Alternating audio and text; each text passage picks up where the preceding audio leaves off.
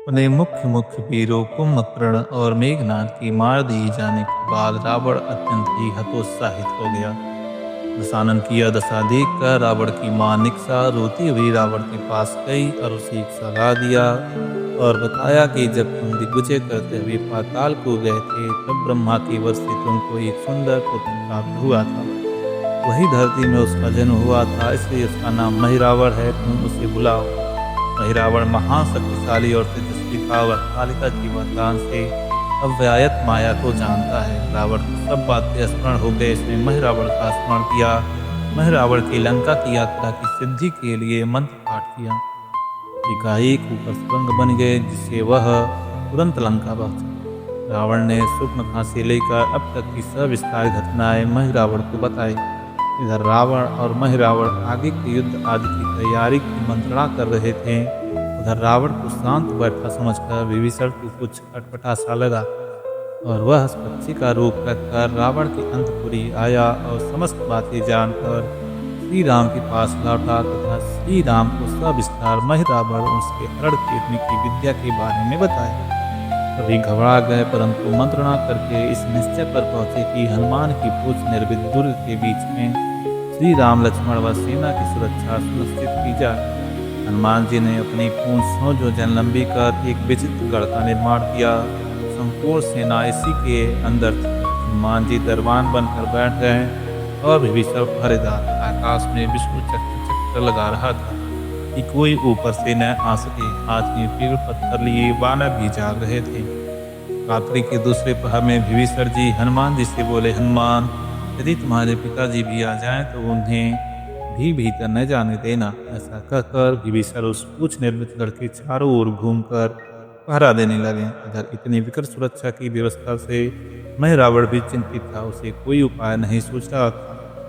राम लक्ष्मण के हरण का विचार कर महिरावण पहले दशरथ का, फिर भरत, फिर कौशल्या, फिर जनक बनकर हनुमान के पास आया और हर बार भीतर प्रवेश करने का प्रयास किया, परंतु प्रत्येक बार हनुमान ने सभी रूपों में महिरावण से यही कहा कि तनिक ठहरो, विभीषण जी आ जाएं तब अंदर जाना। इतना सुनते ही वह गायब हो जाता। बाद में विभीषण से हनुमान जी जब बताते कि अभी अभी ये लोग आए थे तो वे यही कहते थे कि यदि तुम्हारे पिताजी भी आ जाएं तो उन्हें भी भीतर न जाने दें। अंत में विभीषण थोड़ा दूर चले गए तो महिरावण विभीषण का वेश रखकर आया और हनुमान से बोला, देखो हनुमान, सावधान रहना, मैं राम लक्ष्मण को रक्षा सूत्र बांध कर आता हूँ। हनुमान उसे विभीषण समझकर अंदर जाने दिए। विभीषण रूपधारी महिरावण सूक्ष्म रूप से गया और अपनी माया से सभी वानरों को अचेत कर दिया। राम लक्ष्मण को सुरंग के मार्ग से लेकर पाताल पहुँच गया। इधर विभीषण से लौटे और हनुमान से अंदर का हाल पूछकर तो हनुमान क्रोधित हो गए कि अभी अभी आप राम लक्ष्मण को रक्षा सूत्र बांधने भीतर गए थे और बाहर आने पर आप मुझसे हाल पूछ रहे हैं। हनुमान जी इतना क्रोधित हो गए कि उन्होंने विभीषण से कहा कि तुम कुछ कपट कर रहे हो और यदि ऐसा है तो मैं अभी तुम्हें और संपूर्ण लंका के निवासियों को यमलोक पहुंचाकर लंका को समुद्र में डुबो दूंगा। विभीषण ने सौगंध खाकर हनुमान को समझाया और इस संदेह में कुछ रहस्य है विचार करके दोनों ने अंदर जाकर देखा तो वह स्तब्ध रह गए। पूरी सेना अचेत थी और राम लक्ष्मण गायब थे। महिरावण के अतिरिक्त विभीषण का स्वरूप कोई भी नहीं धारण कर सकता था। तब विभीषण जी को यह निश्चय हो गया कि राम लक्ष्मण का हरण महिरावण ने ही अपनी माया से किया है। हमारी सेना में कुलाल और रुदन मच गया। फिर एक बार श्री हनुमान जी ही इस विपत्ति में काम आए और तत्क्षण सुरंग के मार्ग से पातालपुरी पहुंच गए। पाताल लोक में पानी भरने वाले नगर की स्त्रियों में एक वृद्धा ने राम लक्ष्मण की नरबली की बात बताई। हनुमान जी ने सुन लिया और वे महिरावण की अंतपुर में पहुंचे। जिस कक्ष में श्री राम लक्ष्मण थे उसमें पक्षी के रूप में हनुमान जी ने प्रवेश किया और श्री राम को अपनी उपस्थिति एवं रक्षा हेतु आश्वस्त किया। इसके बाद महामाया के मंदिर में पहुंचकर मक्खी के रूप से महामाया से कान में वार्ता किया और कहा कि क्या आपने महिरावण को श्री राम की बलि करने की आज्ञा दी है? मैं महिरावण को तो उसकी संतति के साथ मारूंगा ही और आपको भी मंदिर के साथ समुद्र में डुबो दूंगा।